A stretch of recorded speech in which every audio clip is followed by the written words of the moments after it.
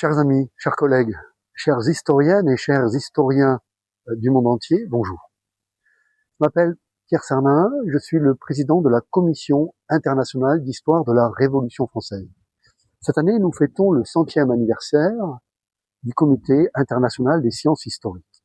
À l'intérieur de ce comité, il y a plusieurs branches, plusieurs sensibilités, plusieurs familles d'historiennes et d'historiens.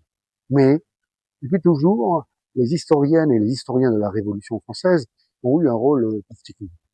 Je me rappellerai que le grand congrès de 1955 à Rome, où le concept de révolution atlantique fut défendu par Robert Palmer et Jacques Godchaux, deux grands historiens.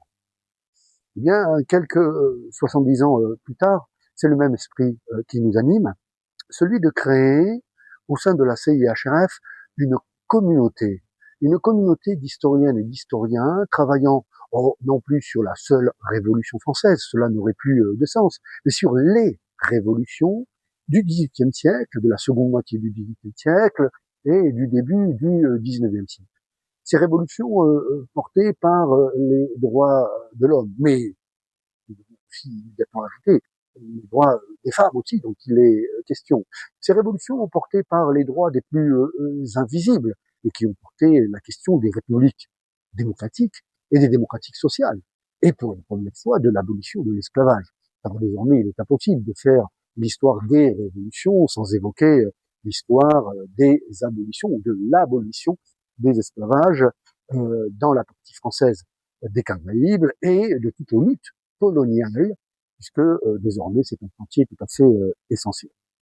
Notre vocation est de fédérer et de réunir toutes les historiennes et tous les historiens du monde entier, sur tous les continents, qui travaillent sur la révolution et les révolutions. Et la composition multinationale de notre bureau exécutif, de notre bureau directeur, le prouve. Au-delà de cela, nous espérons que le congrès de Leipzig, au mois d'août 2026, nous donnera l'occasion de réunir non seulement des historiens confirmés qui, depuis plusieurs congrès, sont présents, mais surtout de réunir de jeunes historiennes et de jeunes historiens.